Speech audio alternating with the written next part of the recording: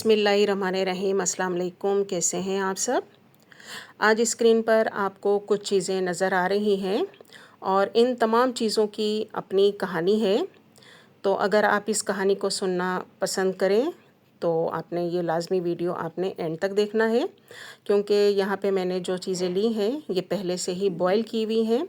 यहाँ गोश्त है, यानी कि पका हुआ कोरमा है खालिस बोटी का, और साथ में आपको जो है वो सफ़ेद और लाल वाले लोबिये नज़र आ रहे हैं, जो कि नमक डाल के मैंने पका लिया है। और इसकी क्वांटिटी एक एक पाव है।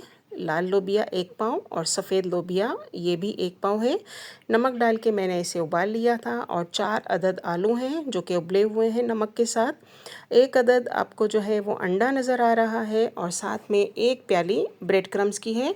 ब्रेड क्रम्स भी मैं जो है वो ब्रेड लेके घर में ही बना लेती हूँ। तो आइए अब हम कुकिंग भी करते हैं और साथ साथ इसके पीछे जो छुपी हुई कहानी है उस कहानी का भी हम मज़ा लेते हैं।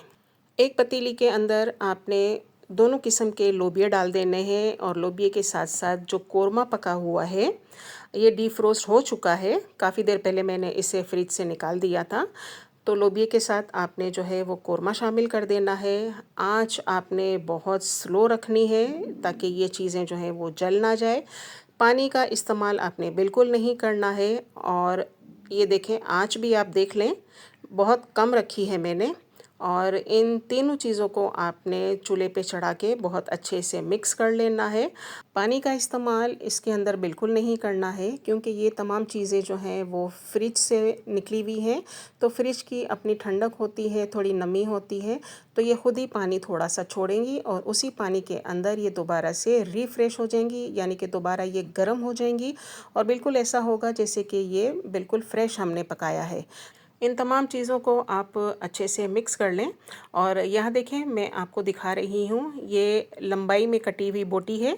अगर आपको पता हो कि मैं ये लंबी बोटी किस कुकिंग में इस्तेमाल करती हूँ तो हो सकता है कि आप वहाँ तक पहुँच जाएं कि ये कौन सा गोश्त है जो मैंने पका के पहले से रखा था। तो इन तमाम चीज़ों को मैंने बहुत अच्छे से मिक्स कर लिया है और इसे मैं अब लगाती हूँ ढक्कन। और आंच आपने स्लो रखनी है ताकि ये अच्छे से गर्म हो जाए। तो जैसे कि आप देख रहे हैं, तमाम चीज़ों को जो है वो बहुत अच्छे से दम लग चुका है और ये बहुत ताज़ा, जैसे हम खाना पकाते हैं वैसे ही ये नरम हो चुकी हैं। अब आपने क्या करना है, अगर इसके अंदर थोड़ा सा पानी है तो आप करीब खड़े होके उस पानी को जो है वो जला दें ताकि आपकी चीज़ें जो हैं वो तमाम की तमाम जल ना जाएं।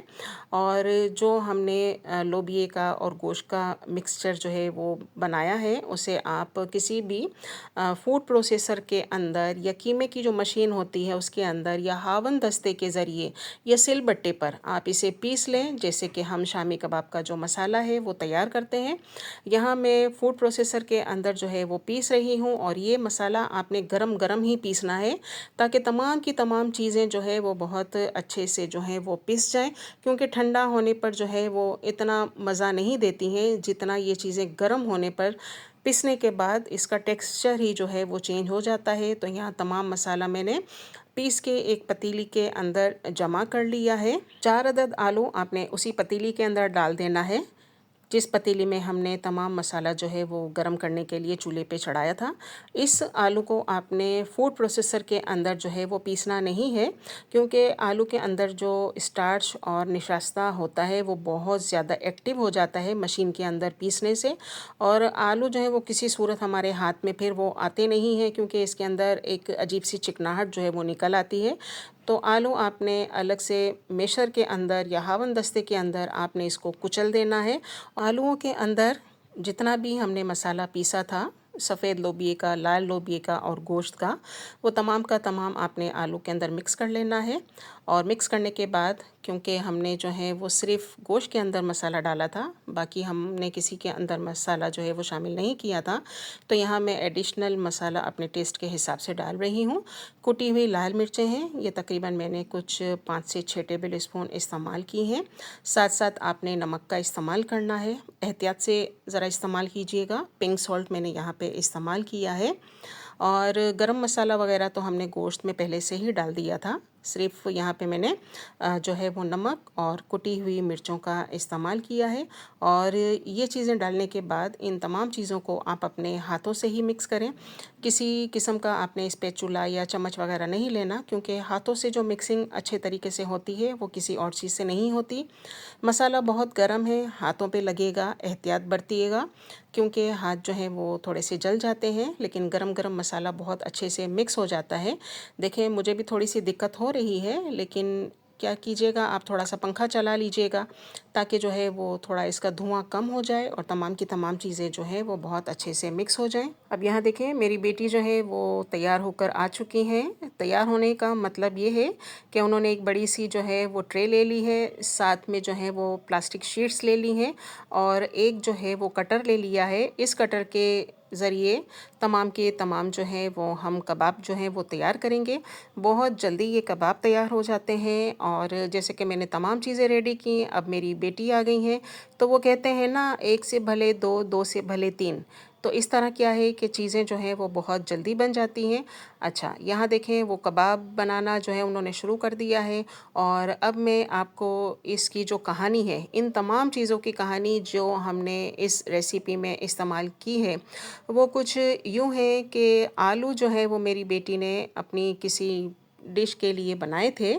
और उन्होंने क्या गलती की थी कि उन्होंने उस आलूओं को जो है वो फूड प्रोसेसर में पीस लिया था, जिसके वजह से जो है वो ग्लूटेन, इसकी जो निशास्ता होता है, वो इतना ज़्यादा एक्टिव हो गया कि उन्होंने कुछ आलू छोड़ दिए। और ग्लूटेन की वजह से, निशास्ते की वजह से वो आलू जो है वो बहुत स्टिकी हो गए थे, जिसकी वजह से वो जो हैं वो पकड़ में नहीं आ रहे थे, हाथों पे ठहर नहीं रहे थे। तो उन्होंने कहा कि मुझे ये कुछ नहीं बनाना है, ये बकाया आलू मम्मी आप इस्तेमाल कर लीजिएगा। तो मैंने कहा ओके बेटा, आप इसे किसी भी कंटेनर में डाल के रख दें। तो ये वो वाले आलू थे जो बच गए थे और फ्रिज के अंदर ऐसे ही पड़े हुए थे। अब आती है लोबिये की बारी, जो कि सफ़ेद और लाल वाले लोबिये हमने इस्तेमाल किए हैं। ये इस तरह से मेरे फ्रिज में बच गए थे कि मेरे जो हेड ऑफ़ द फैमिली है, उन्होंने कहा था कि आप मुझे जो है वो फ्रूट चाट में ना इस तरह के जो लोबिये हैं वो भी डाल के दिया करें, क्योंकि उनके फ्रेंड सर्कल में जो एक उनके जो बहुत करीबी दोस्त हैं, वो भी अपने जो सलाद वगैरह लेकर आते हैं, उसके अंदर उन्होंने जब देखा कि लोबिये डले हुए हैं, तो उन्होंने कहा कि आप भी मुझे लोबिया डाल के दिया करें।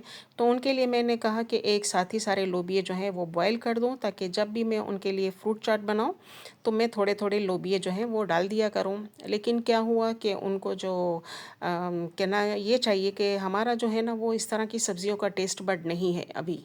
तो लोबिये उन्होंने कहा कि आप मत डालिएगा, क्योंकि मुझसे जो है वो खाया नहीं जा रहा था। तो जी जनाब, ये लोबिये भी हमारे जो है वो ऐसे ही फ्रिज में बचे हुए पड़े थे, तो मैंने इनको जो है वो कंटेनर में डाल के एक साइड पे रख दिया था। अब बारी आती है गोश्त की कि ये गोश्त कहाँ से आया।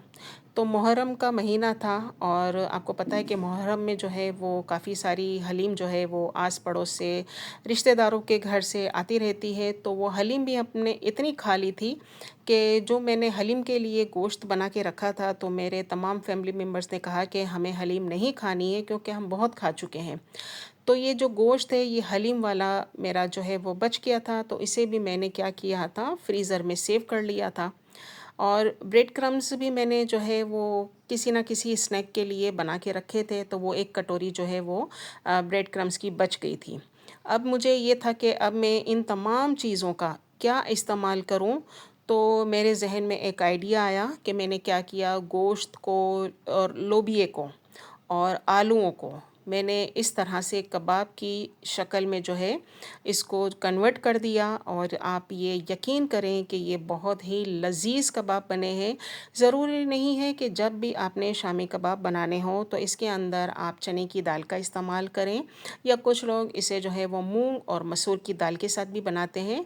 आप जो है अपनी चीज़ों को इस तरह से भी इस्तेमाल कर सकती हैं, और कोई ना कोई स्नैक अपनी फैमिली मेम्बर वालों के लिए तैयार कर सकती हैं। तो यहाँ तमाम के तमाम जो है वो कबाब हमारे तैयार हो चुके हैं। और इसे मैं अंडे में डिप करके ब्रेड क्रम्स के साथ इसे मैं लगा रही हूँ, और इसे आप शीट के ऊपर रखती जाएं। और यहाँ जितने कबाब जो हैं वो ब्रेड क्रम्स और अंडे में इस्तेमाल हो सकेंगे उतने में करूँगी। और अगर अंडा और ब्रेड क्रम्स जो हैं वो ख़त्म हो जाएंगे तो बाकी बची हुई तमाम कबाबों को मैं ऐसे ही फ्रीज़ कर लूँगी। और फ्रीज़ करने के बाद आप इसे क्या करें, किसी भी ज़िप लॉक के अंदर भर के 2 पैकेट बना लें। एक आप ब्रेड क्रम्स वाला पैकेट बना लें और एक आप सादे कबाब का पैकेट बना लें। यहाँ मैं आपको ब्रेड क्रम्स के हवाले से एक टिप दूंगी कि आप रमज़ान में भी जो भी स्नैक्स बनाती हैं इफ़्तार के लिए, और इन पर जब आप अप्लाई करती हैं ब्रेड क्रम्स, तो ब्रेड क्रम्स वाली किसी भी स्नैक को जो है आपने फ़ौरन फ्राई नहीं करना है, क्योंकि फ़ौरन फ्राई करने से इसके ऊपर जो ब्रेड क्रम्स की कोटिंग होती है वो तेल में उतर जाती है। इसलिए लाजमी आपने ब्रेड क्रम्स लगी हुई चीज़ों को पहले फ्रीज़र में रखना है, उसे सेट होने देना है और इसके बाद आपने इसे जो है वो फ्राई करना है। तो इस तरह से कभी भी आपके जो ब्रेड क्रम्स हैं वो आपके स्नैक से उतरेंगे नहीं। और ये जो हम कबाब बना रहे हैं ये माशाल्लाह बहुत ही क्रंची बने हैं ब्रेड क्रम्स की वजह से।